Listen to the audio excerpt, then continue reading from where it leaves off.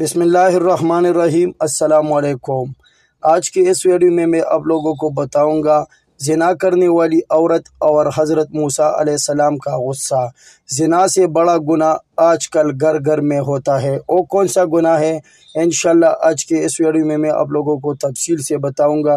شروع کرنے سے پہلے ایک چھوٹی سی ریکویسٹ ہے، subscribe the channel and press the bell icon. حضرت موسیٰ علیہ السلام کا زمانہ ہے۔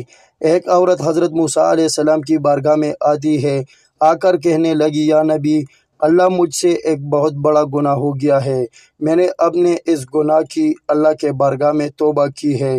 میرے دل میں اطمینان نہیں، پتہ نہیں اللہ تعالیٰ نے میرے اس گناہ کو معاف بھی کیا ہے یا نہیں کیا۔ حضرت موسیٰ علیہ السلام فرمانے لگے، اللہ تعالیٰ بڑا رحیم و کریم ہے، وہ تیرے گناہ کو معاف کرے گا۔ وہ کہنے لگی، اے اللہ کے نبی، میں نے بہت بڑا گناہ کیا ہے۔ حضرت موسیٰ علیہ السلام کہنے لگے کہ تو نے کون سا ایسا گناہ کیا ہے جس کو تم بہت بڑا سمجھ رہی ہے؟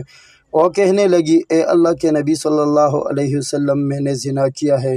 پھر زنا کے سبب ایک بچہ پیدا ہوا۔ زمانے کے خوف سے لوگوں کو پتہ چل جائے گا، وہ مجھے لعن طعن کریں گے، مجھے علاقے سے نکال دیں گے۔ میں نے اس بچے کو قتل کر دیا۔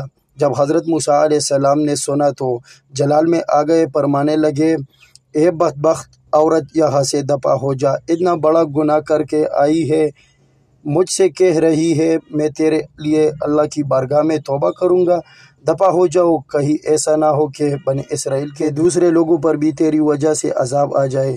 اور عورت شکستہ ہارا ہوا دل لے کر جانے لگی تو حضرت جبرائیل علیہ السلام حاضر خدمت ہوئے، آ کر عرض کرتے ہیں، اے موسیٰ علیہ السلام، آپ کا رب آپ سے سوال کرتا ہے، کیا آپ نے اس عورت سے بڑا بدبخت اور گنہگار بندہ نہیں دیکھا؟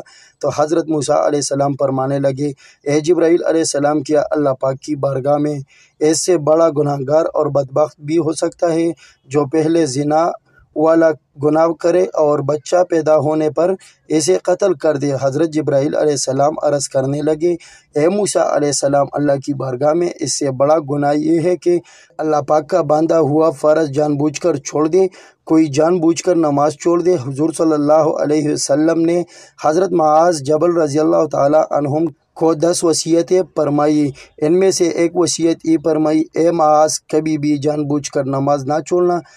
جو جان بوجھ کر نماز چھوڑ دیتا ہے پھر وہ اللہ اور اللہ کے رسول کے ذمہ کرم سے بری ہے۔ وہ جہاں مرضی دھکے کھاتا پھرے، نہ اللہ کو اس کی کوئی پرواہ، نہ اس کے رسول کو اس کی کوئی پرواہ۔ فرمایا، بے نمازی قیامت کے دن جس سب میں فرعون کھڑا ہوگا اس سب میں کھڑا ہوگا، جس سب میں قارون کھڑا ہوگا اس سب میں کھڑا ہوگا، جس سب میں حامان کھڑا ہوگا اس سب میں کھڑا ہوگا، جس سب ابی بن خلف دشمن اسلام کھڑا ہوگا اس سب میں کھڑا ہوگا۔